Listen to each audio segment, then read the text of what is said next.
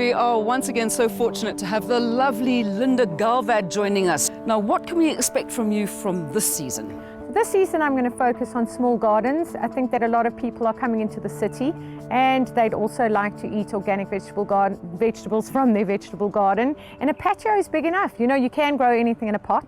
And there are a lot of tips and tricks that I'm going to share with you that you can use in your veggie patch. Excelente. Well, I'm going to get thee to your veggie patch right away. Let's go.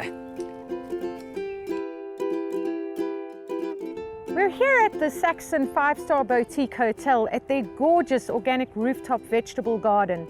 And I must be honest, for me, there's no better place to be. People often ask me, what is organic growing? And that is really a good first question. Basically what it is growing organic fruit and vegetable in an environment where we don't use any toxic pesticides, insecticides, or chemical fertilizers. And we make sure that we put lots of different plants together. Instead of just growing one crop, we grow a diversity of crops. We use companion planting, we use crop rotation, and we use mulching. And that, I would say, constitutes the method in how we grow our food, and that would be in an organic, friendly environment. The most important thing we do is soil conservation and use heirloom vegetable variety seeds. One thing I can say, there is nothing more rewarding than organic vegetable gardening. Naturally, the next question I get asked is, how do I start? So the best thing to do is find a sunny spot that gets at least 6 hours a day. You can plant your vegetables in a large garden, on your patio, even a balcony. You can plant anything in a pot. Make sure that you plant your vegetables in an area which gets, as I said, 6 hours of sun a day. Avoid planting next to tall trees, as their roots will find their way into your vegetable garden and steal all the nutrients. Another good thing to be aware of are the trees that you are going to be planting around evergreen, because in winter you need as much sun as possible, and the sun dips lower in the sky, casting a shadow earlier on in the afternoon. Be aware of all these things and you're sure to get the perfect environment to start your vegetable garden.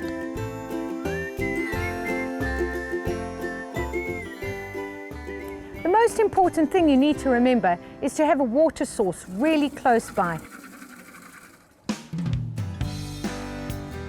The next step is to prepare your soil. So I've already got lovely compost here that we've made. You can see it's been sifted, it's wonderful, the tilth is exquisite, aerated, beautiful stuff. This patch is perfect, it's 2 meters wide, 60 centimeters maximum from side to side. The important thing to remember is you never stand on your soil. You don't want to compact it. Why do we add compost to our vegetable garden? Well, we want the perfect environment for the plants to grow happy and healthy. Now that we've prepared the soil, we're going to add some certified organic fertilizer. You just take a handful, that's all you'll need for this space. Generally a handful is enough to sprinkle over a 2 square meter area. So we sprinkle it over, that's it. The reason why we put an extra bit of food in the soil right now is because we're at the beginning of our growing season. And at the beginning of each major growing season, being it spring for summer and autumn for winter, you make sure that you prepare your beds to last the plants to at least halfway through the growing season. And that's it. Now we're going to get our rake and we're going to rake that in just into the surface of the soil.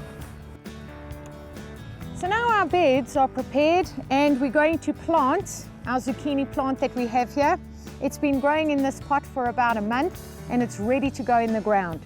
So first, we dig a hole. It's really important that you dig a hole deep enough to fit the whole plant's root system in it. So one of my tricks is, after I've dug the hole, I pour water into the hole first. Here we go. Right, you can see I'm putting quite a lot of water in here. Tip that out. Get those roots in contact with the water as soon as possible. Put the soil over and tamp down gently. You don't want to push the soil too hard around the plant because you want to leave the oxygen in there too. So I've got another plant here, and these zucchinis need about 55 centimeters between them. So I would say that's over here. So let's dig another hole. Remember what I said, always put water in first and lots of it.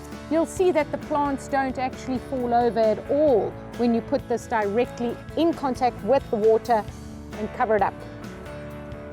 Right, we've got a good space here. These are going to grow and you'll be able to harvest from your zucchini in about 1.5 months, 2 months, which is pretty quick. So I've put my plants in the soil already, but it's really important to add mulch. What I have here is straw mulch.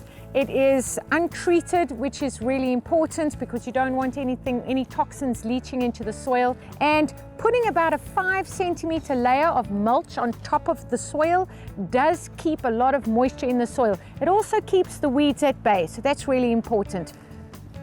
What I have here are some dead leaves. Now these you can get from your garden and are truly the best things to recycle.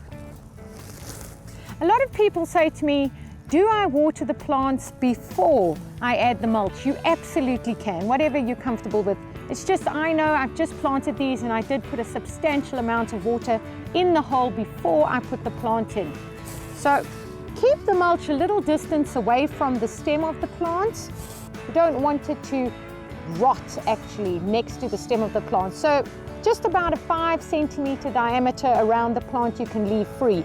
As the plant grows, you can absolutely push the mulch right up to the stem. And remember, this is biodegradable and it's going to degrade. The worms are going to come up to the surface of the soil and take these leaves down. You will need to add more as soon as you see that they're getting a little low. So all the bare soil, wherever there are no plants, even there, you add your mulch. Keep the soil surface moist. There's only one dead leaf that you shouldn't use as a mulch, and that's from a blue gum tree or eucalyptus. Those tend to have a negative effect on the growth and germination of your vegetables, but any other leaf, just wonderful. Remember, it's quite simple. All you do is you prepare your soil, add your bit of fertilizer, rake it in. When you're going to plant your plants, make sure that the hole you dig can fit the whole root system of the little plant. Pour the water into the hole, get that plant contacting with the water as soon as possible, cover it up and add your mulch, and your babies will be happy to grow.